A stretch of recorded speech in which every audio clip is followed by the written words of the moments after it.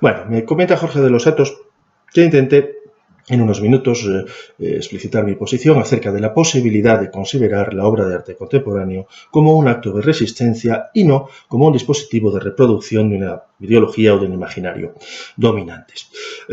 A pesar de que es un envite muy amplio y que lleva muy lejos, lógicamente voy a intentar ser fiel a él y de este modo, pues inevitablemente le viene a uno a la cabeza aquella conferencia de Gilles Deleuze, ¿verdad? Donde intentando definir qué era un acto de creación, termina por aproximar la obra de arte a lo que él llama un acto de resistencia. ¿En qué sentido se parecían una obra de arte y un acto de resistencia en términos de Deleuze? Pues en primer lugar, parece deducirse del texto, en la medida en que la obra de arte resistía al paradigma, al modelo de la comunicación. El modelo de la comunicación, comenta Deleuze, se basa en la transmisión y la difusión de una información que lleva inserto, que lleva acompañándola una consigna. La consigna de que el receptor debe comportarse como si creyera la información que se le está ofreciendo, aunque no la crea. No en vano, dice Deleuze, los comunicados policiales se llaman justamente así, comunicados, porque de lo que se trata es de transmitir, ¿verdad?, esta especie de orden, esta consigna. Los ejemplos que él pone acerca de que es una idea cinematográfica, por ejemplo, que es él pone el ejemplo que se da en los Straub, que se da en Marguerite Duras, ¿verdad?, de la disociación entre la palabra y lo visual y lo visible, mejor dicho, ¿verdad?, esto que ocurre en estas películas en que la palabra va por un lado, se eleva, dice Deleuze, mientras que vemos una cosa que no tiene relación con aquello de lo que la palabra está hablando. Sin embargo, comenta Deleuze, la palabra sí tiene un objeto, solo que es un objeto que pasaría por debajo de lo que vemos, algo así como si lo puntuara, como si lo dotara de cierto ritmo, lo ritmara, ¿verdad? Es decir, que si efectivamente esa palabra se está refiriendo a algo, ¿verdad?, se está refiriendo a algo que no pertenece al orden, ¿verdad?, de la información comprobable que estamos obligados a hacer que creemos, ¿verdad? Por otra parte, la obra de arte se parece a un acto de resistencia, en términos de Deleuze, en la medida en que puede reaccionar a un envite concreto. Él ponía, como todo acto de resistencia hace, ponía el ejemplo de la música de Bach como grito, como acto de palabra, que era una reacción al intento de su época de separar, reestructurar la relación entre lo sagrado y lo profano, ¿verdad? Y en tercer lugar, si tenía que ver con el acto de resistencia, tenía que ver también la obra de arte con la lucha de los hombres, ¿verdad? ¿En qué sentido? Pues en la medida en que toda obra de arte, de una manera misteriosa, pero de una manera implacable, inevitable, siempre interpelaba, apelaba a un pueblo que no termina de existir del todo. Le peuple manque, es la cita de Paul Klee, el pueblo falta, en la que Deleuze basa esto. Bueno, pues nos gustaría simplemente pues, intentar traer, ¿no?, este planteamiento de Deleuze un poco a nuestros intereses y plantearnos, bueno, ¿a qué, en primer lugar, resistiría o debería resistir la obra de arte? Pues desde nuestro punto de vista, en primer lugar, a lo que debería resistir es a su cooptación, a su secuestro por la cultura. ¿Verdad? Como decía Carl André, el artista minimal, el arte es lo que nosotros hacemos, la cultura es aquello que se nos hace. Como decía, ¿verdad?, Lyotard, en otro registro, el arte es a la cultura lo que lo real del deseo al imaginario de la demanda. La cultura, en tanto que transmisión, ¿verdad?, de un ideal, es justamente lo contrario, yo creo, de lo que ha movido verdaderamente al arte moderno, que es un principio de discontinuidad, ¿verdad? En ese sentido, me gustaría apoyarme, ¿verdad?, en dos gestos que para mí resisten claramente esa cooptación del arte por la cultura y que además concluyen, ¿verdad?, con la interpelación a ese pueblo que falta.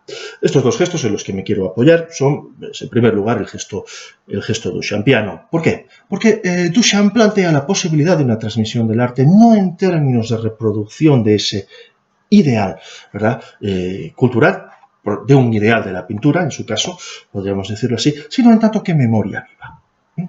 En primer lugar, porque la obra de Duchamp se puede leer entera como una sola frase potencialmente infinita, es decir, exactamente igual, ¿verdad?, que En busca del tiempo perdido de Proust, donde a partir de un material léxico vulgar, menor, ¿verdad? Que es este sabor de la magdalena o de la tostada mojada, ¿verdad? En la tisana, bueno, acompañado de toda esa atmósfera, ¿verdad? De olores, sabores, etcétera, se puede engendrar esta frase potencialmente infinita, ¿verdad? Del mismo modo, Duchamp está constantemente volviendo sobre los mismos temas, ¿verdad? El tema de la Marie, el tema de la novia, está desde el desnudo, bajando una escalera, ¿verdad? Al propio gran vidrio hasta Etandoné, ¿verdad? Esta aproximación final, creo que es divisoria o algo así, o dividida, que no recuerdo bien cómo lo dice, ¿verdad? Que se da en Etandoné. Una sola frase.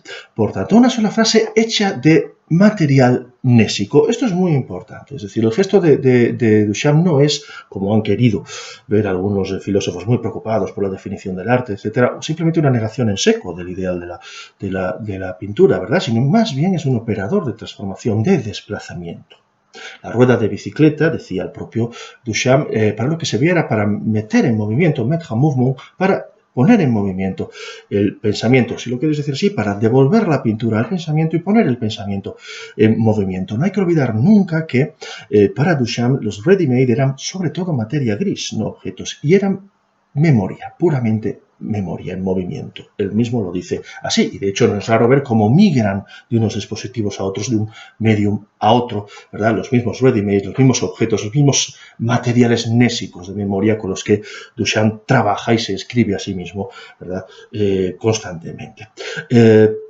Por otra parte, ¿verdad? Esa única frase duchampiana tiene como dos elementos fundamentales. Por una, está hecha de algo vulgar, por lo bajo, por donde funciona. De hecho, si nos fijamos en el movimiento que va del abandono de la pintura a Etandoné, lo que vemos es una especie de vulgarización, es decir, del desnudo bajando una escalera, que es una obra cubofuturista de la alta vanguardia, a lo que ocurre en Etandoné, que es una puesta en escena kitsch de la cámara oscura, ¿verdad? Con su mirilla para mirar, con su suelo endamero, y donde está asociada la representación a el goce del mirón, ¿verdad? Es el cuerpo representado y el cuerpo acariciado, como en ese grabado un poco obsceno también de Durero. Hay como una especie de movimiento hacia la vulgarización, pero al mismo tiempo que esa especie de involución, de movimiento involutivo de la memoria, lo que existe también es una especie de organización coreográfica de ese material nésico, material de memoria, entendido entonces como un trabajo sobre la propia memoria, sobre sí mismo de Duchamp. Como hemos comentado, los ready-made migran de un medio a otro, y por ejemplo obras como Timem recogen prácticamente todos, bueno, buena parte de los objetos sobre los que Duchamp ha trabajado y los reescriben en una obra muy concreta, o la famosa Boîte en valise, que es este museo portátil que, como un bricoleur a lo Lévi-Strauss, ¿verdad? Duchamp hace con un modelo reducido del mundo, es decir, de su propia obra, de su propio imaginario. De manera que en Duchamp encontraríamos un modelo de la transmisión del arte entendido como memoria viva, como acto de palabra, ¿verdad? Que resiste a su inserción en la transmisión del ideal de la cultura, y donde la pintura, por así decirlo, puede sobrevivir en tanto que una metonimia del arte de la memoria, de la escritura en sí. Este es el primer gesto que me interesa. Hay un segundo gesto que me interesa muy concreto, pues sería el de la exposición que organizó Hans Haacke hace unos pocos años en el Museo Reina Sofía, que creo que es pertinente por lo que nos ha tocado a nosotros vivir en España en estos últimos años, ¿verdad? Donde a partir de la intención de una asociación de vecinos en la zona de Vallecas de organizar una asociación cultural, pues las autoridades convierten aquello en una especie de megaproyecto urbanístico donde se trata de crear todo un ensanche en el barrio, ¿verdad? Que lleve por tema la cultura, donde las calles lleven nombres de artistas, nombres de movimientos artísticos, etcétera, donde termina entrando un montón de dinero de la especulación inmobiliaria o parecido, y que con la crisis se queda a mitad, ¿verdad? Entonces, ¿qué es lo que hace Haacke? Pues Haacke expone tres cosas. Uno, toda la documentación acerca de los procesos materiales y jurídicos de todo lo que está funcionando ahí, como decía Benjamin, y como después rescata Gancier, realmente al perdedor, ¿no? al débil solo le queda exponer el documento, y esto lo expone claramente Haacke. Es decir, la ficción es una cosa de vencedores, de manera que, en primer lugar, estos documentos secos del proceso material, acompañados de fotografías con cómo ha quedado, ¿verdad? El ensanche finalmente, es decir, esos edificios a medio construir, esas calles vacías, ese aspecto de desierto como de ruina benjaminiana, y eso sí, acompañados de los letreros que acompañarían a las calles y a veces de una obra de arte en consonancia, porque las calles se llaman Calle del Arte Conceptual, Calle del Arte Abstracto, Calle de la Generación del 27, Calle de Eduardo Chillida, etc. Es decir, que tenemos justamente la ruina, ¿verdad?, de ese proyecto fracasado acompañada del nombre arte, ¿verdad?, de esta especie de nomenclatura ideal. Y justamente lo que falta ahí, ¿verdad?, es el acto de palabra.